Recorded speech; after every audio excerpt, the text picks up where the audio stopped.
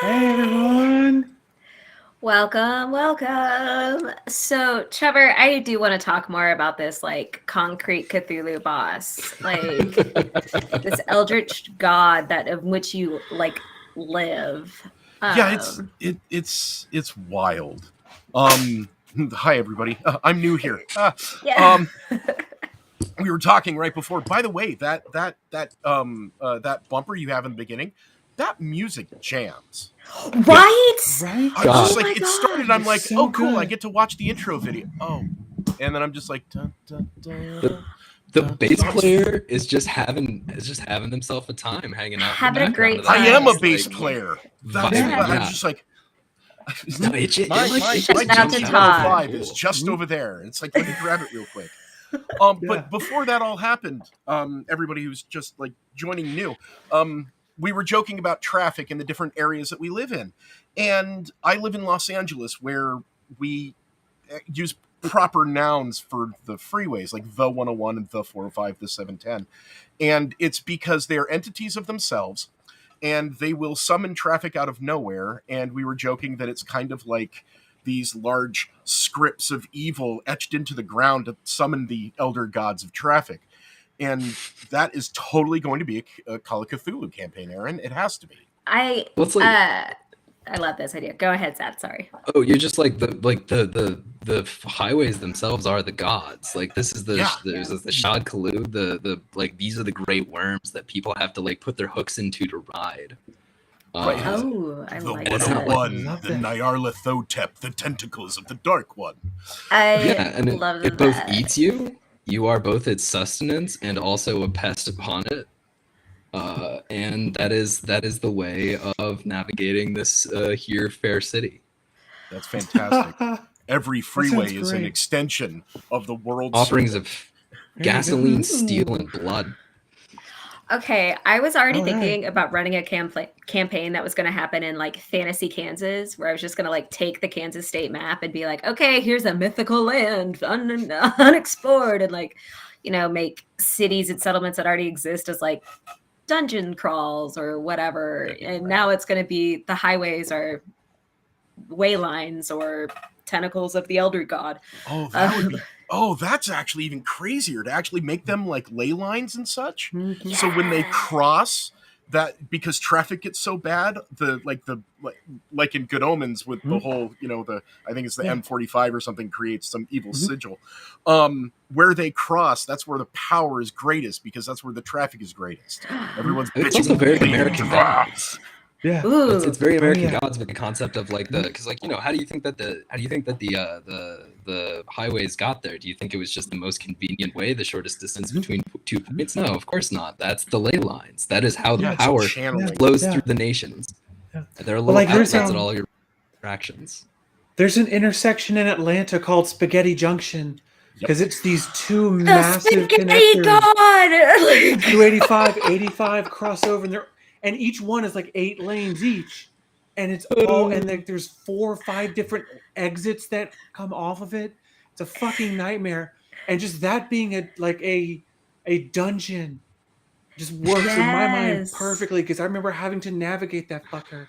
And it was always like just, I didn't know if I was coming out alive sometimes. Upon Spaghetti Junction lies the ruined epic of the spaghetti monster himself, his noodly appendages wrapping around the bridges of the interchanges.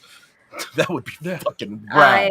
Oh, feel I'm sorry. Can we swear on this show? 100%. Yeah. Yeah. Fuck Really yeah. good. Go the Yeah. fuck ahead. Yeah. Yeah. Who gives a shit? Because Anyway. some panels no, some panels yes, and I'm just like, All good. Whatevs. Oh, yeah. I honestly think that like kids here are worse at school. So if there's a child watching this and they want to be affronted, I'm like, y'all are learning dick jokes from your friends. I don't give a shit what you hear from me. Anyway, hello, anybody who's here watching. My name is Erin. I am your master of mediocrity, here to lead this panel on play, imagination, and identity growth. I am joined by a familiar and new faces today. So, Jamie, how about we start with introductions from you and then go to our guests? Sure. I'm Jamie. I'm part of the family, I think is what we said. The I family. love that. Yeah. I love it. I love it. I love I it. do the written reviews, most of the written reviews over at Here Everyone Reviews. I do podcasting Girls Talk Comics, and then you see me here mostly every Saturday. And yeah, the Dame of Disc. Yay! Zad, if you would like to tell the audience about yourself. Hi, you can find me at Zadkiel Green on Twitter, Zadkiel in Green, and I play Jacqueline Blackjack Blanchard on Telluride Pod on Twitter, and that's a lot of fun. And then recently started doing a monthly Pathfinder stream with Shrike. First time, second time actually playing Pathfinder, and that one should be a lot of fun. Shaping up to be some good stuff on that. So happy to see So much folks. fun. Yes. Trevor, what brings you here? Hi. I was asked to be here, and I'm really stoked to be here. My name is Trevor Valley. I am a part-time paleontologist and dungeon master and player and a whole bunch of stuff. I'm also the director of the creative team for the official Dungeons and Dragons jerseys, like this one, previously available from Geeky Jerseys. They're unfortunately sold out. Sorry. And I'm on a couple streams, both on -2 Charisma's channel. On Mondays, I play Mac, the Minotaur Gunslinger in A Sinner's Dream. And on Thursdays, in a Scum and Villainy game based on the Forged in the Dark system, I play Dice Roll, the bass player and pilot in Plastic Cougar Live, the adventure of the outlaw space theremin punk band. Theremin punk band. Yeah, I even have like a mohawk and like a mohawk and goggles that I put on to do the thing. Yeah, it's wild. It's a nutso this. show.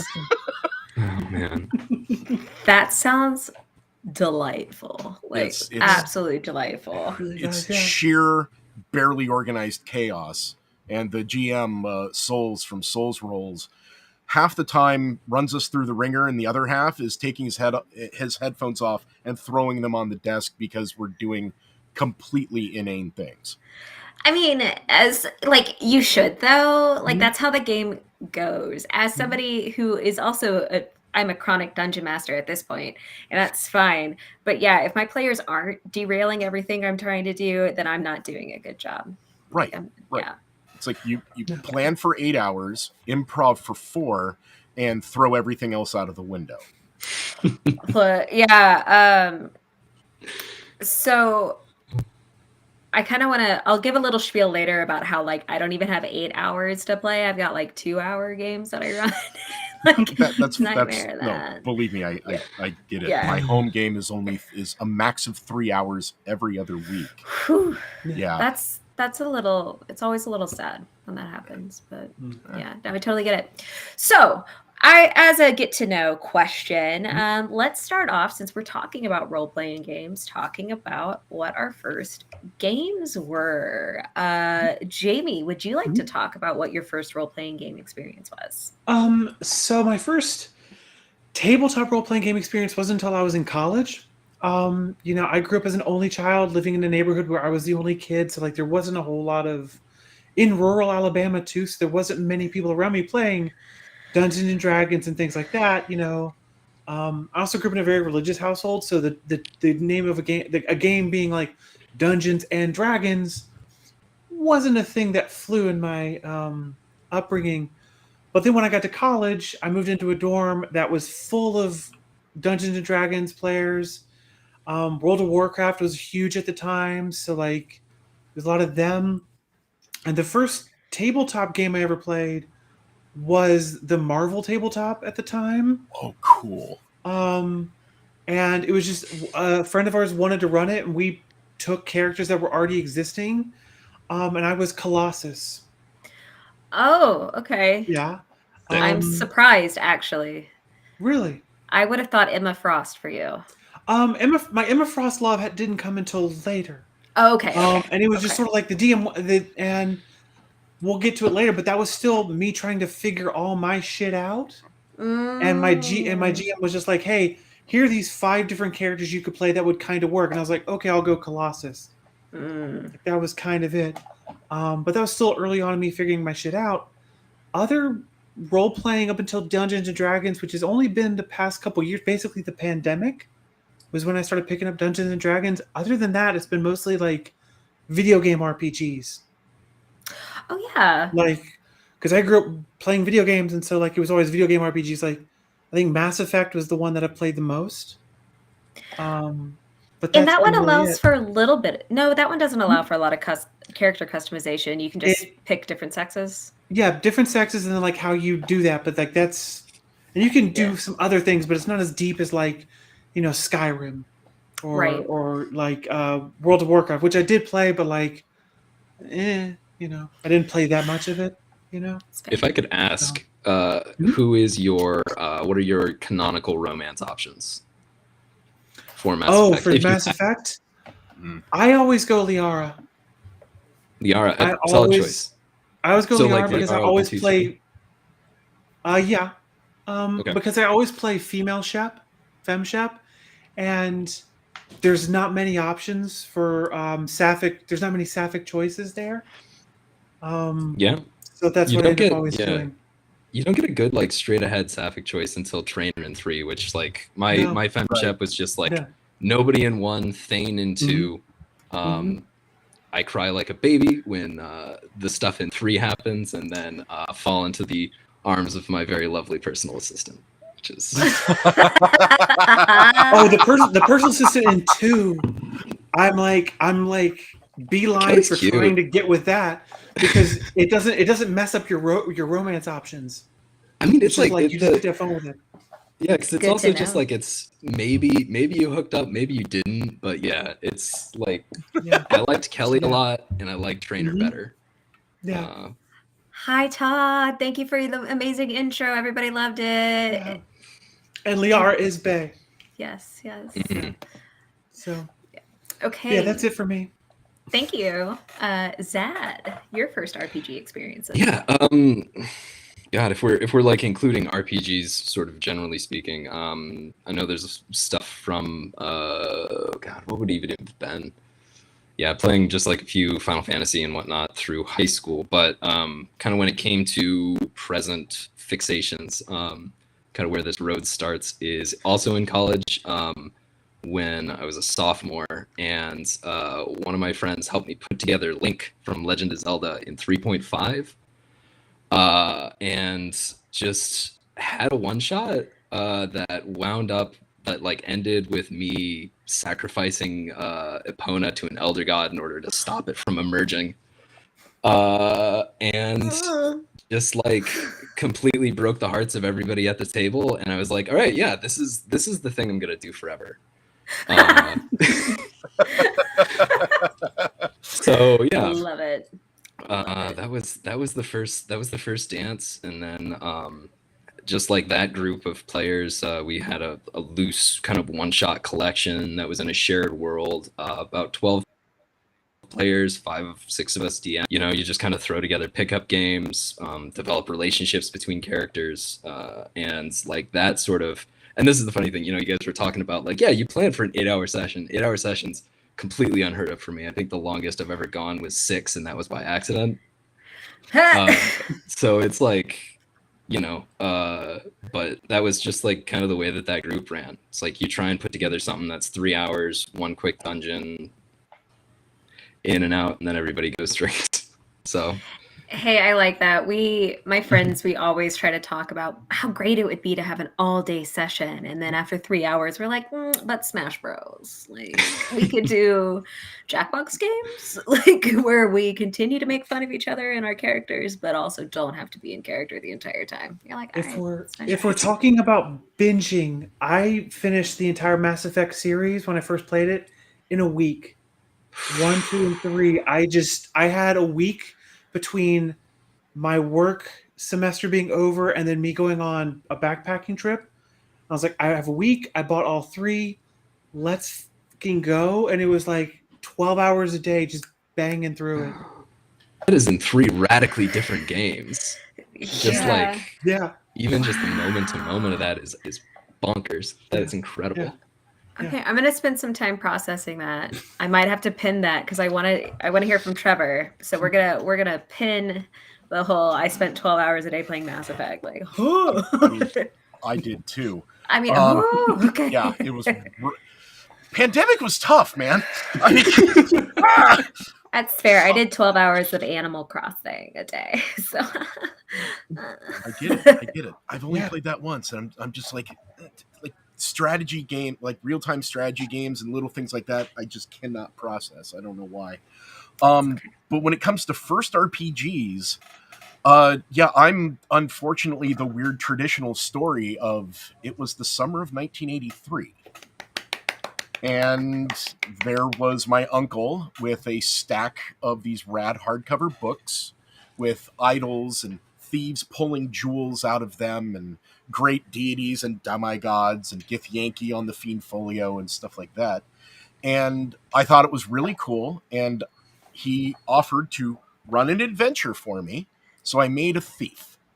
And the first module he put me through was the Tomb of Horrors, which is the worst, most brutal adventure ever created, and was specifically created by Gary Gygax to be a meat grinder. does your uncle like you? He does. Okay, great, good. But this was he in some like bizarre twisted idea. He thought it would be a good lesson to learn because the game can fluctuate that bad. But it was like I found the right entrance to the tomb. And I walked into the hallway. I'm like, that's a cool box that's on the wall with all like the, and I touch it and like die of poison. Cool. That sucked. And then I started my own thing. I started making characters just to make them. And then what if they all met somewhere and went on an adventure? The kind of adventure I want to do would be this, and get out the graph paper and start making maps. And then found some friends and we all started playing.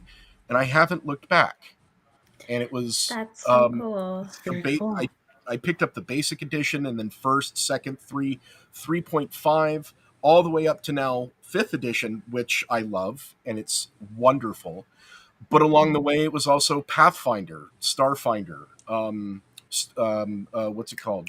The space one from TSR, Star Frontiers, Paranoia, Top Secret, Marvel, Star Trek, Star Wars, all of these things. If it's if it's a tabletop role playing game, I'm gonna grab it and try it at least. Even one pagers like Goat Crashers, because they're fun as hell. That's such cool shit. And I'm really glad that you mentioned Paranoia, because Paranoia was actually one of my first RPG experiences. I started in high school, so it was before 5e came out, and not a lot of people cared about 3.5 or 4e or whatever was out at the time. So we would go to this like nonprofit run coffee house where they were just like, what up? We're sponsored by a big gas station chain, so you can have free hot chocolate. We'll sometimes play Rock Band for 5 hours, whatever the hell. We've got paper out with crayons. Entertain yourselves. We're like, yeah, we're 15 and we're free, baby. Oh, yeah, that's rad. It was so fucking cool. But so one of my friends who was also the one who would bring Rock Band, of course, the person who brings Rock Band, you have to do what they want to do. And because of him, I love Dungeons and Dragons, because he was like, we're playing Paranoia. And he didn't even have like a book. He just gave the idea of it. He didn't even like really introduce the ulterior motives or whatever. We were just like, fuck you. I'm taking you out. You're a bitch. This is my revenge. And we were just like finding whatever way we can to like convince friend computer we were on the good side, and so we didn't lose our clones and didn't develop any kind of like permanent alteration to our clones. And it was a real blast getting to throw the same guy under the bus over and over and over again. If you're not on your third clone in the first 20 minutes, you're playing Paranoia wrong. Yeah, definitely. It was so great. There was even a point where like, because in Paranoia, there's this color scheme about like your rank and the color of something you can touch. And the game master was like, yes, it's just a dull, non-glowing blue. And one of the players is like, I'm going to blow it up. Because he's like, I don't want to die. And we're like, ah! Like, yeah, so we all died. And actually, I think he was already on his last clone, so it was game over. But it was still a wonderful time. And then I got into Call of Cthulhu, and I then eventually Pathfinder and then 5e, and I was like, oh, this is what I like. 5e is simple, it's straight to the point. Yeah, so thank you, Paranoia, for being a hilarious Right on. entry into the gameplay. But now here I am, A permanent game of DM backstabbing and intrigue. and friend computer. And absolutely friend computer. Friend computer. So There was a game I forget, it was in college. There was one where it was like political intrigue kind of game, and where like you set up the map and then you like go negotiate with everyone. Like you have like Catan. yeah, something like that. Oh, it's not Catan. And- Okay. Yeah, but it's something like that where like you'd set up the map and then like you'd go talk to everyone else about like, okay, who are you gonna backstab? Who you like? You form alliances, whatever. Is this Axis and Allies? Possibly. Isn't this, Did it? I think this might actually be called Diplomacy. Like it's a Maybe. board game version that is Oh. just it is a much more. Did it take you 3 months to finish a game? All I remember is I set up deals with like 2 people, and then immediately they came in and fucked me over. I lost in a round, and they were like, "Oh well, your country's been overtaken. Bye." I was like, "Well, You're like, fuck you. Never playing with y'all again. kind of, yeah." Yeah. That happened to me in a vampire LARP. I was the trusting Ventru for some dumb reason, and then like in the 3rd game I was assassinated and insanguinated. So yeah. You know, the fact that Vampire is back is totally refreshing, because when it started to hit shelves again, I was working full-time in a comic and board game shop, and these guys and older women would come in who would like were coming in with their 10-year-old children and like buying Pokemon or like little Spider-Man stories or whatever, and they're like, do you have the Vampire books? I used to play it and I'm so excited. And I was like, I don't know how to process this information. I'm really excited for you, but like also like, I'm learning so many things. Like, Here's your Yu-Gi-Oh cards, Vampire 20th anniversary. I'd like to play Vampire Masquerade. Like, okay, can't wait for you to bond with your kid over that. Like, but no, that's awesome. Daddy, I want to be a Ventru or a Bruja. Okay. Like, Season of the Witch, baby. Let's go. No, yeah, so role-playing games, we've obviously talked about all of our experiences and a little bit of the different characters and choices we can make. And I'm going to do a little spiel, I guess, about the power of role-play in a, like, not fun sense. So I've been using it therapeutically at my work, and I've been working with middle schoolers, and it's been an absolute wonder watching them explore different characters and, like, learning how a backstory impacts decisions and like how those decisions make behaviors over time, and like how like actively changing their relationships with the other players who were strangers at the start. And by the end of this time, they're like, hey, I'm going to exchange contact information with you. I never facilitated that. That's unethical if I do. They did it independently, so it's fine. But like watching that kind of growth and using roleplay for that, and then seeing how they develop characters. Like, here's a little bit of a real thing for me. Here's a thing I've always wanted to kind of question and explore about myself.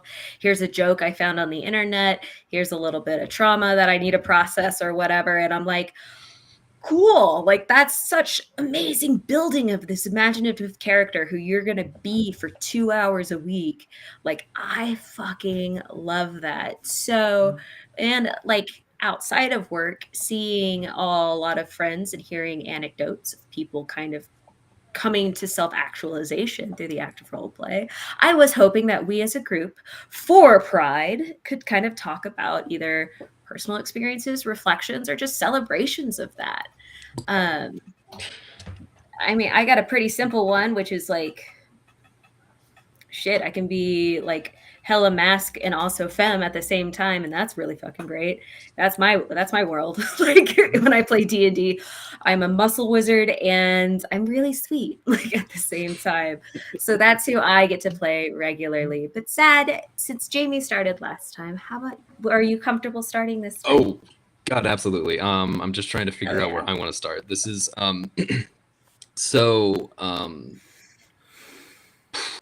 my first time playing a queer character was probably about my third character. I'd opened up the 5e, I was just kind of flipping through the 5e players handbook, and you have the wild sorcerer. And one of the pieces of wild magic is if you drop to 0 hit points within the next minute, you are brought back to life as by the reincarnate spell. So you come back in a new body. And I was like, okay, that's an entire ass character. And Yeah. I made this extremely just like very much Nathan Lane's character from the Birdcage, but nicer. Yes. Okay. So just like this very flamboyant, extremely friendly, kind of like mom to everybody, and also just like a bunch of other things that just kind of came out in this stew of a character, and I gave them they them pronouns because it's just like I don't know where this character started, and they've probably had any number of different bodies, and like so that was one of those things that you look back on years later and are like, well, that's maybe that should have been a flag.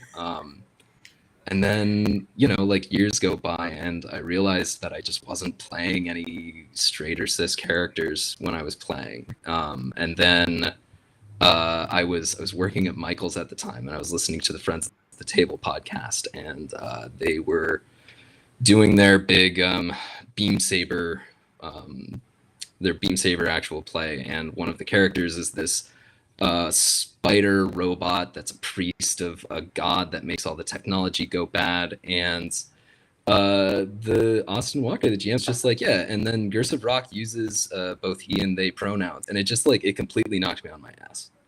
I was standing in a pile of bottles of glue, and I had to like pause the podcast, walk to the back room, and like take a minute, because it's just like I didn't know that was an option, that could be something else. And I got in touch with a couple of people that were close to me that night, and was like, I'm using they them now. This is what it is.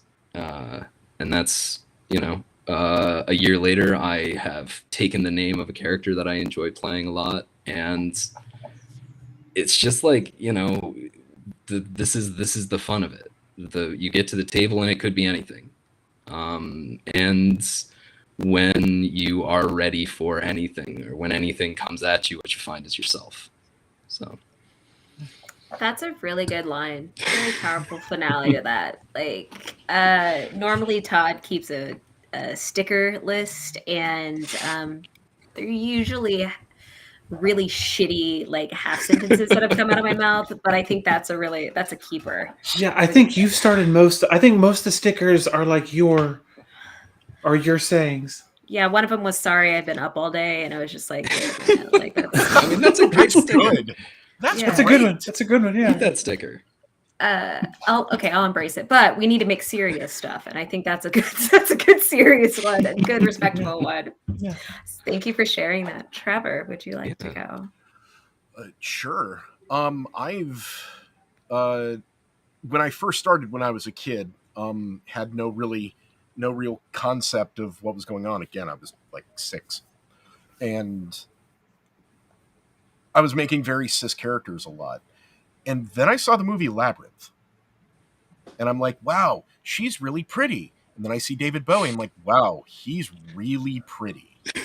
And then my world kind of went odd for a good 5 years. Mm-hmm. And during that shift, I started thinking that when I'm making a character, I don't have to make something I want to play. I can make something I want to be.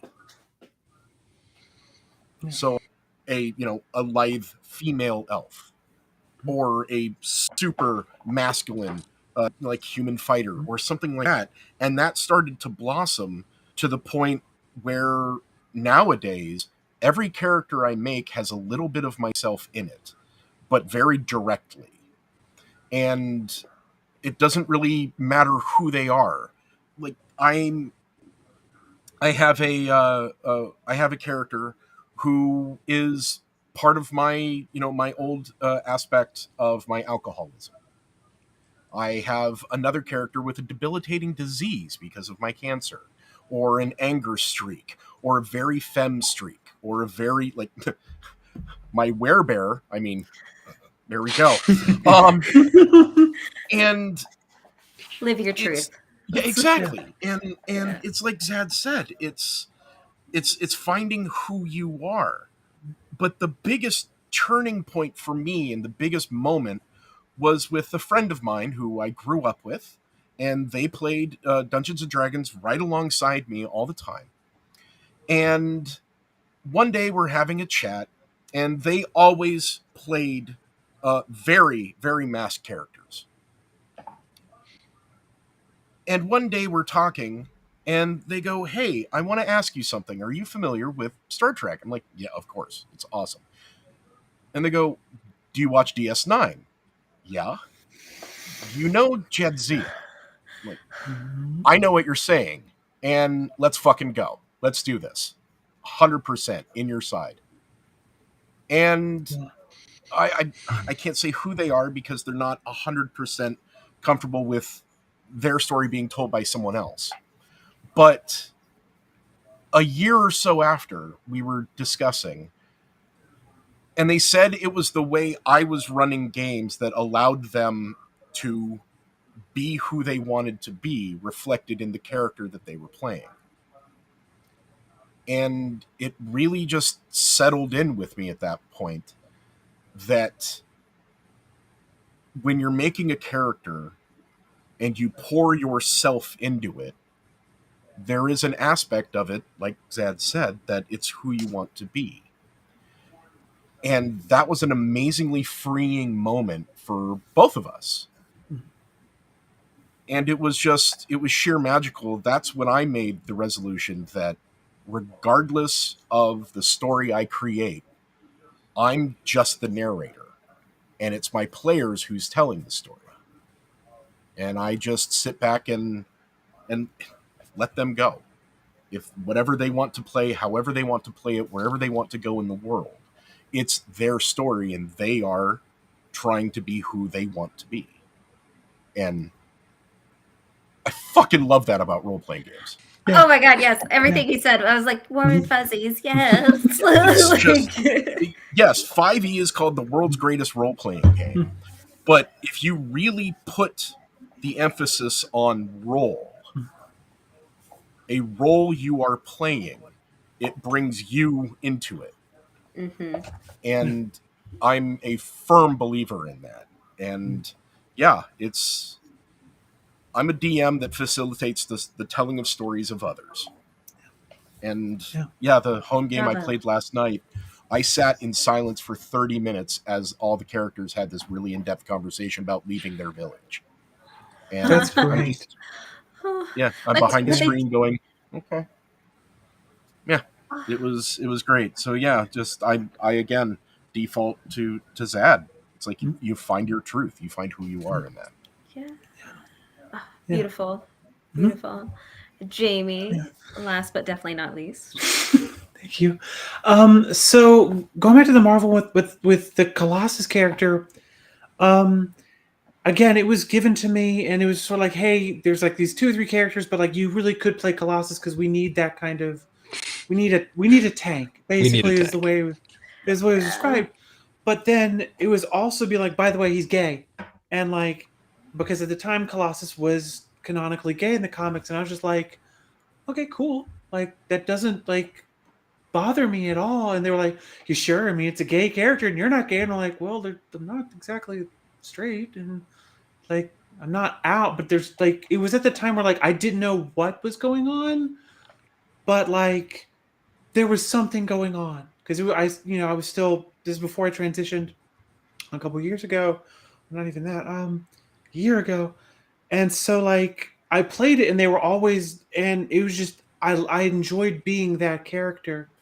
More recently with role playing games, I've really part of the reason I've really sort of gravitated towards support classes. Like, so when I play D&D, I play a cleric.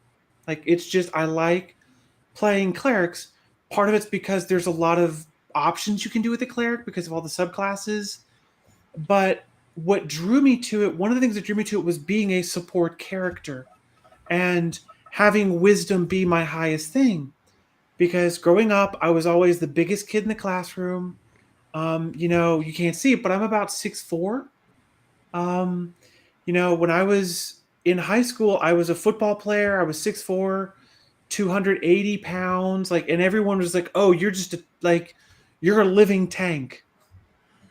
And you get kind of, and so like I play some, and the reason I gravitate towards the collective support is because I got tired of always being assumed that I was going to punch first and ask questions later.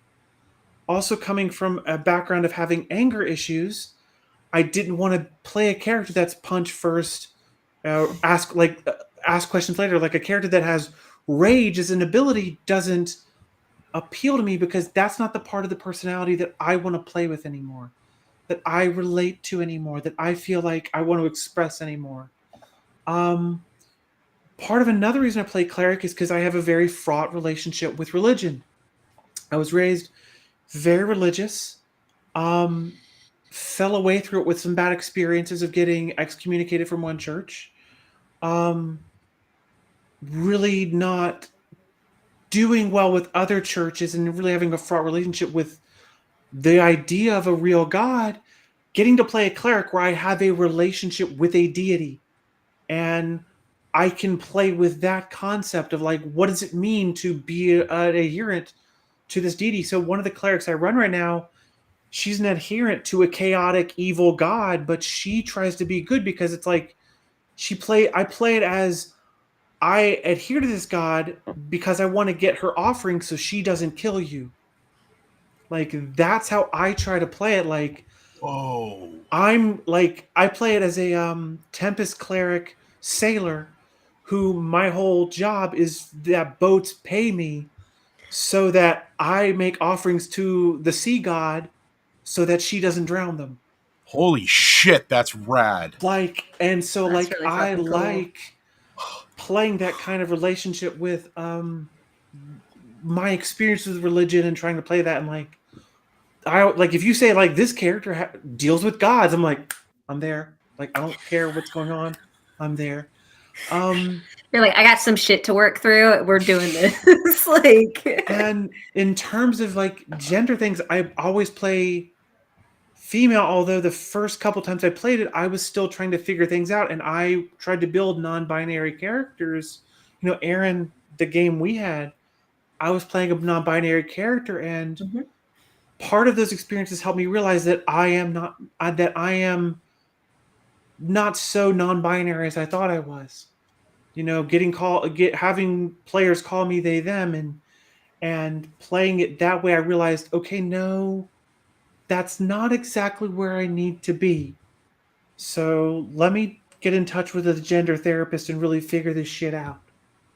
So, and now I just play female characters that are disaster lesbians because live your truth. I'm married, and why not? Live your truth. Like Yeah. that's yeah. I like that you mentioned not wanting to like punch first, ask questions later. Whereas where I'm at in my world, I'm very much like I want to punch while asking questions. Like my characters, I'm making muscle wizards who are also, hey, we're really stable personalities and like everything's chill. Life is in flux. We all understand that stress management, but also I will hit you with a battle axe if you fucking cross me. It's like that's who I want to be, and I can't because I work in mental health. It's fine. So can relate to that personality wise.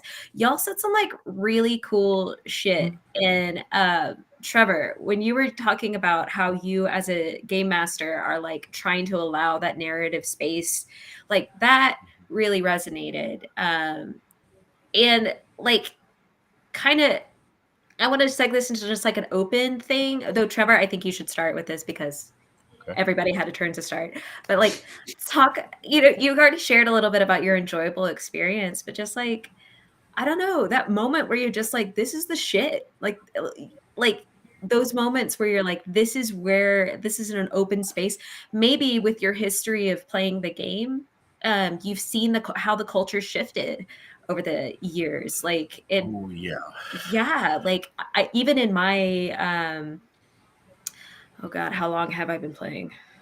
15 years. Like I've seen huge shifts in the culture, player culture towards this. Like you want to talk to that about how we've grown? Like Yeah. And it's interesting. As a current fifth edition player, and who's somebody in the streaming world and has a lot of like very dear friends in the sphere. Being invited on other streams is a pretty big deal, and unfortunately, because of my history of the longevity of which I've been playing, like I mean, just like look at me. I don't present very bi, and I present very white, even though I am a bisexual Hispanic Jew. Um, weird in my family, but I'm bald, beard for 40 years. Immediately, that is a red flag for a very large swath of the community, and I totally get it because I was there. I watched people gatekeep this game and the concept of role playing and all that from marginalized people, from people of color, from women, from everybody. It's like, no, you're different. You can't play at our table. And that was really hard, but that's why I started my games because I wanted to hear other people's stories. I wanted to take them on an adventure. And after realizing that it's the players' stories that are being told, I really ratcheted it down, and there's just something about that moment where two characters make a connection, or a d20 is rolled and a critical hit happens, or my home game is a great example. We've been playing for almost 2 years now, and it started during COVID. And it's a group of adventurers from the small village of Whitebridge. And it's a pretty village. They've got a druid that takes care of the grove, and there was an eclipse that unfortunately was the heralding of the coming of the Dragon Queen. And these third level adventurers who were, no, they were first at the time. That's right. They had jobs in the village, and then they are ordinary people thrust into an extraordinary situation. And they had just, after 2 years, and it had been destroyed. A red dragon has awoken, attacked, burned it to the ground. And watching their faces collapse in emotion, describing the village and how only one building was standing, and that was Lirhana, the gnome's home. All of this, and then just letting them have the scene. It got to a point where it was so heavy and people were yelling at each other about what they had to do next. Like I said, I just sat back and just listened. And then it came to a moment of Lirhana explaining to the party how she just wants to stay and rebuild. And my heart sank that I'm like, am I losing a character? And at that moment, I realized, and everybody that plays role-playing games, please, please, please, please, please have a session 0, have lines and veils or some sort of ability to, to do content warnings and make sure that there are areas that you don't have to and can't go. And in the case of a big thing like we had last night, have a decompression moment. And I asked them, because it was a very heavy, like people were crying at my table. Oh, And I was starting to get really emotional about it. And then they all decided, no, fuck it.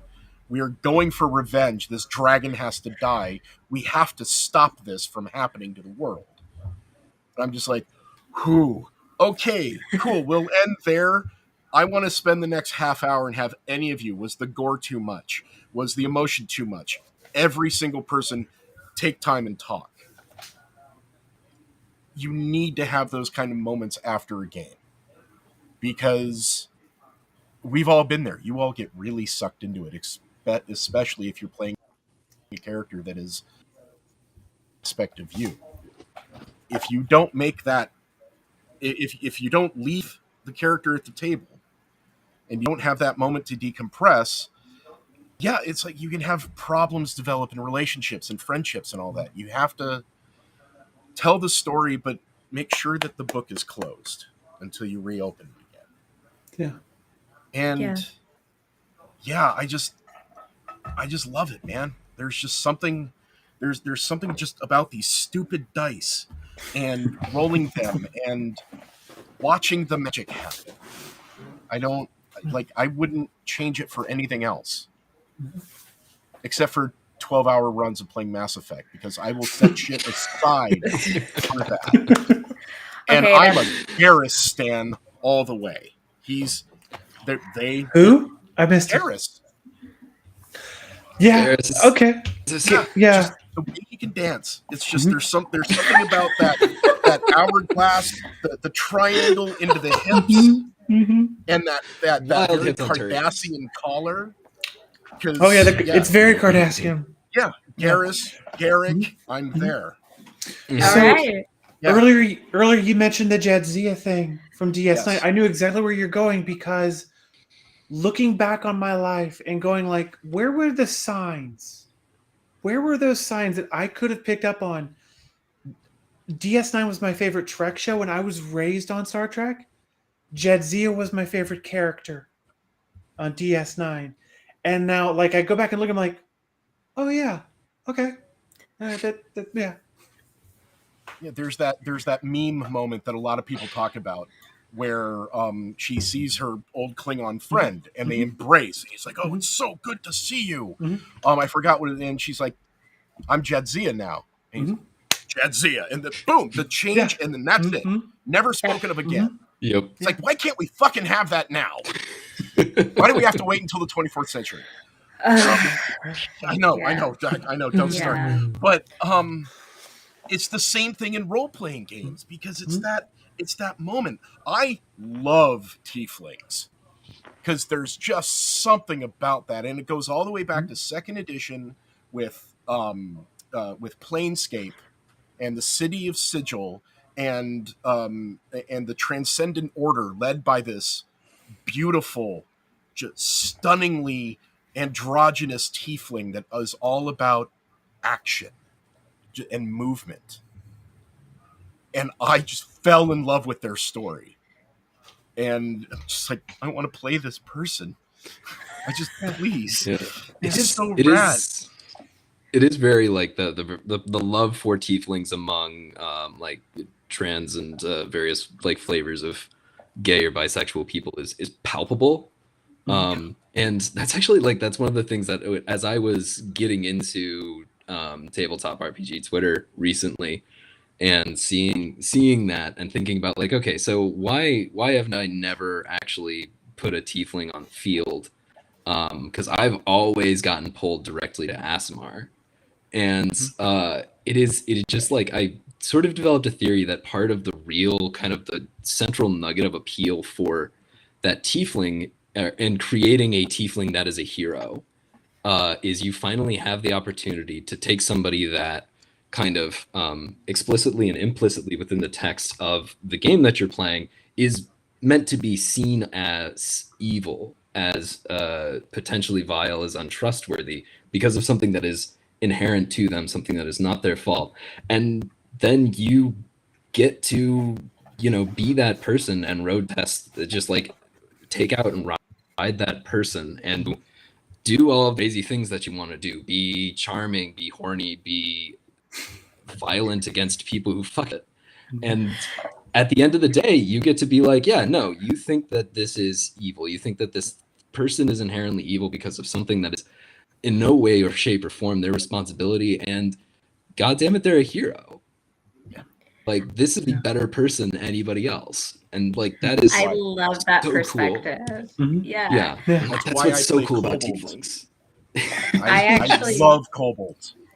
I actually Kobolds and really love goblins. playing half orcs and minotaurs for very similar reasons, because half orcs have that chaos in their blood from in the story. Minotaurs are supposed to be this bestial, like simple kind of race, and I love playing those. But embracing the kind of goodness of it, the calmness, just the reality of it. Like for every bad stereotype, there's a civilization that's behind it, and a part of a character trait that's behind it. And like my current character now that I'm just starting with, and I'm really excited about, she is a minotaur paladin who was raised as a barbarian. So she's got a couple levels in barbarian and then one in paladin.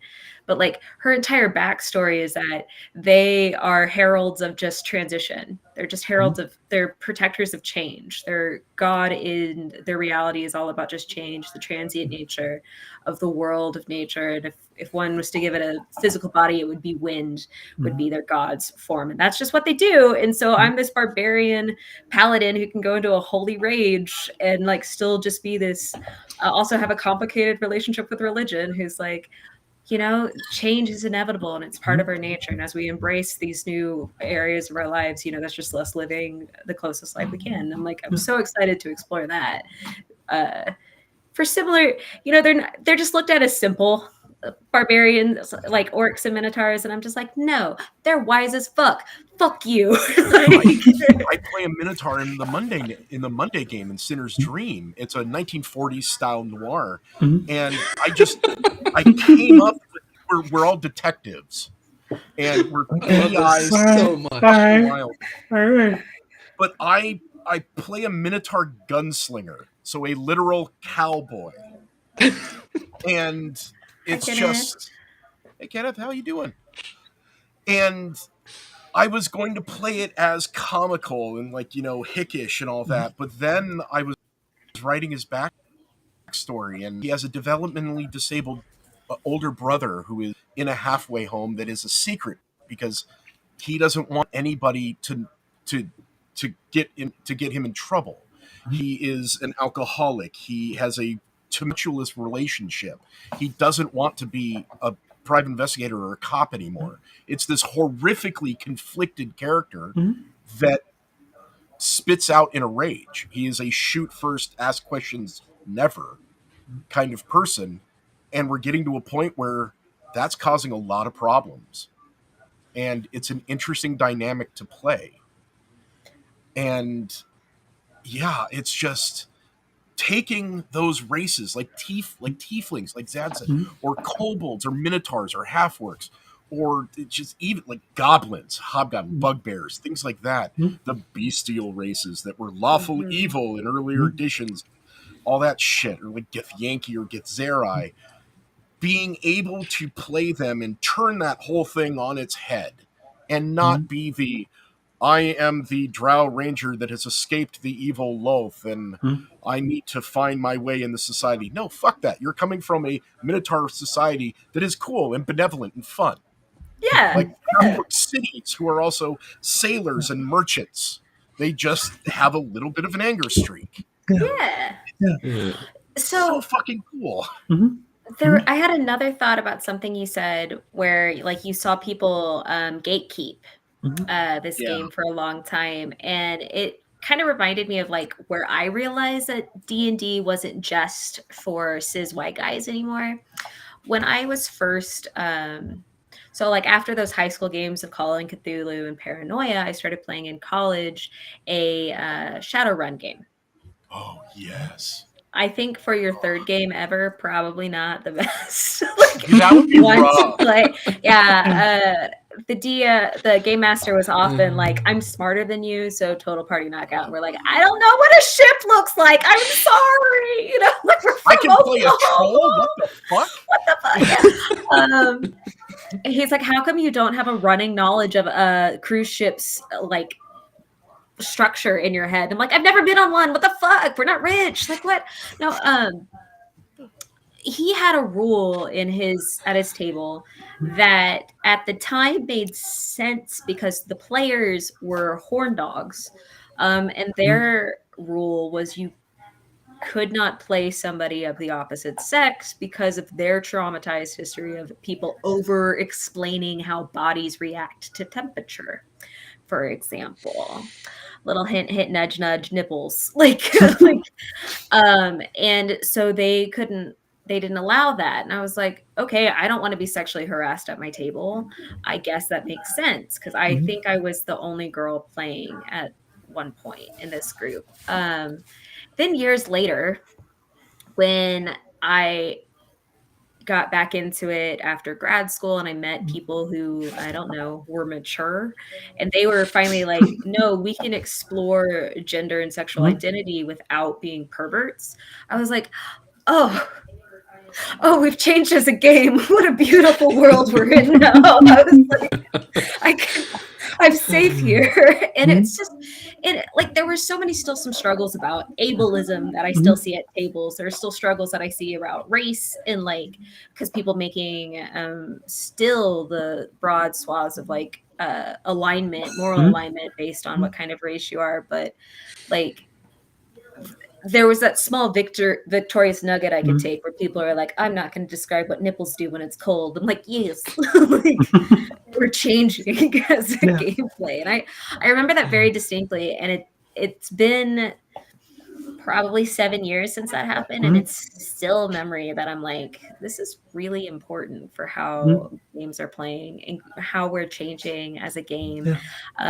Sad, you mentioned the horny, charming, aggressive tiefling character. My dear friend Mitch, when he would have been here tonight, but he was at Pride today and exhausted because it was like 100 degrees outside. And he was like, what the fuck? But yeah, no, he played exactly that tiefling character. It was amazing. He had a battering ram with thrust, like he would, like anytime he used it, like thrust included. So it was a delightful character to experience and play, and very 100% the stereotype. So my the first game I had besides yours, that like the first in-person, and still the only in-person game I've had that I've really gone on and I've really enjoyed, our DM is a woman, and 3 of the 5 in the party are women, including myself, and that's been great for me because it's given me a social space to, again, I've only been transitioning for about a year now. It was the first social space where I was able to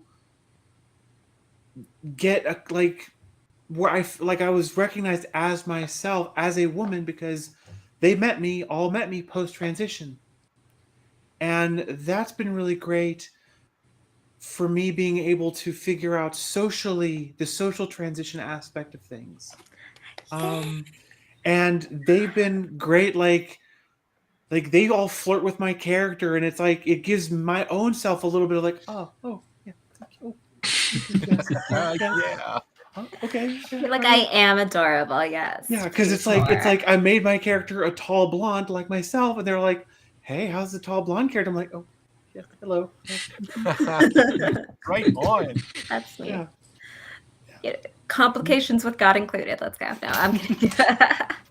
No, I love all these stories, and I just love all these experiences. It certainly sounds like everyone's kind of found a group for them, right? Like, you found the safe spaces. Dad, you looked a little non-committal there. Have you found a safe space, Dad? Like safe spaces, plural different ones. Just like ones that are better for working out things about parental angst. Literally have a game that was supposed to be yesterday for the first time since my kid was born, but like the party is a polycule, and in a very like there is erotica that has been written away from the table about that those characters in that world. And I mean, also like a lot of much more wholesome stuff. There's a thriving youth soccer team or youth soccer scene for the game, just because like the lore has gotten dense. But just like to be able to have it be literally everything, to have it be like, there's this horrific 2-3 generation history where all of the orcs were under the thumb of the Dark Lord. And then that guy just kind of accidentally got toppled by somebody who's, Jimmy Buffett and also Keith Richards from Pirates of the Caribbean. But yeah, like, and then through that, there's this like extremely intense coffee history of like, they made this process intentionally laborious and yet simple enough for children and elderly to do in order to keep in order to keep families together.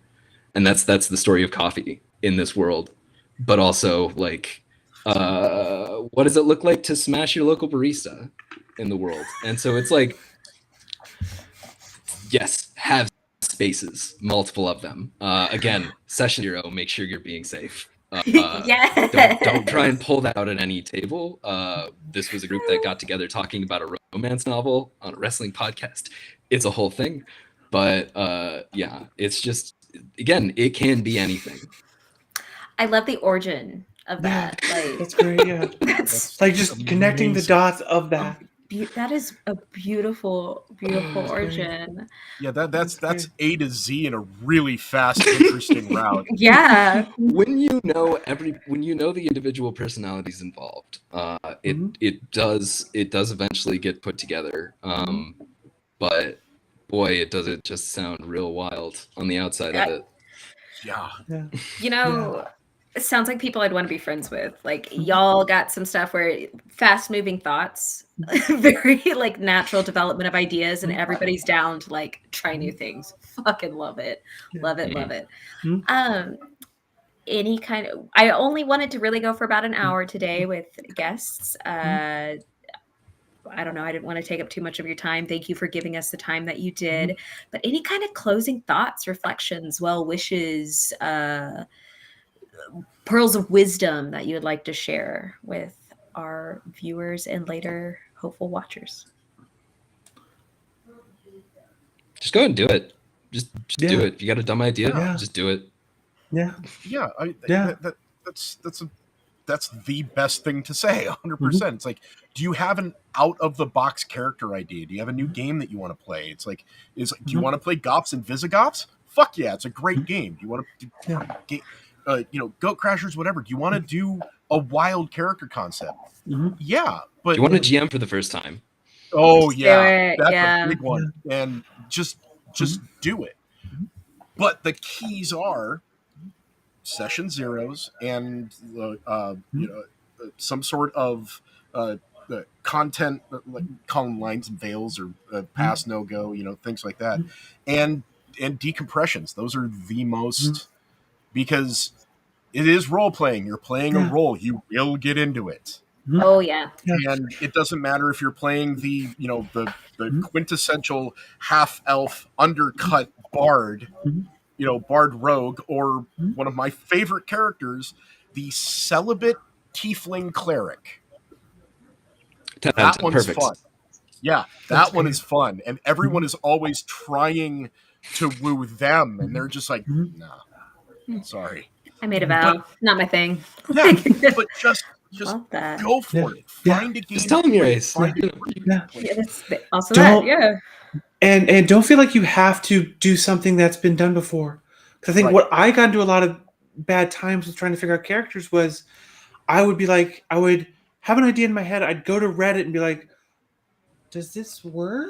And I would just get bombarded with no or meh or no. And it's just like, fuck that. Just go with it. You don't have to get anyone else's permission except the DMs. Right. A friend of mine and even recently then, had a negotiate character with that them. was just a swarm of bees. That was his character recently. Right. It was just a swarm of bees. Yeah. And all you got to do, just do it. And you don't even have to stat it out. You can be like, whatever, it's wood elf stats, but they're a fucking swarm of bees. Who cares? It's all made up. Just go. But there is one caveat, though. Okay. If at any time you feel uncomfortable, bring it up with the other players in the DM. And if it still feels uncomfortable, do not be afraid to leave a table. Yep. You are in no obligation to put yourself in an unsafe situation or uncomfortable situation. And especially if you're a DM, if you have a problem player, mention it. Because if you think they're a problem, bring it up with the whole group. Because you may not be the only one. Yeah. These are fun games of exploration and finding adventures and telling stories and being a part of yourself. You need to keep them fun or emotional or deep, whatever you want to do. But the moment you have a problem, please address it, because we don't need more people looking at these things and going, I had a shitty time and I never want to do it again. Because that's another great player that has been ostracized. And we can't have that. Yeah. You're right. Yeah. If you watch this and you were one of those players, hit me Mhm. up. I'm great for new players and getting people to fall in love. It's fine. She really is. She really is. My first DM. Right on. So, Yeah. I want to be in one of your games, Aaron. Hell yeah, I'll hit you up. We've been adding Do it. them. We're doing like once a month game nights, and it might Sweet. be an ongoing D&D thing. So I'll hit you up. Cool. So yeah, Zad, are you maybe interested? Sounds like you have a few. Yeah, absolutely. I mean, like, Hell I'd love to do one shots. I can't commit to anything else long term, but let's Yeah. do one shots. 100%. Yeah. 100%. Yeah. So, last but not least, we're gonna give some outro sales pitch spiels. So please, we'll start with the family bit, and then Trevor and Zad, please end with your information. But Girls Talk Comic episodes drop on Monday on whatever preferred streaming or podcast streaming website you prefer. I think we're going to be taking a break on the 4th and the 11th, just because holidays and travel at that time.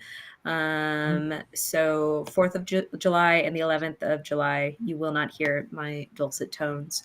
On Fridays, Hear Everyone reviews. Jami, please take that away. So yeah, every Friday there's a new review up on whatever graphic novel or collected series I've been reading. This week was A Thing Called Truth. Next week is going to be A Girl Haven.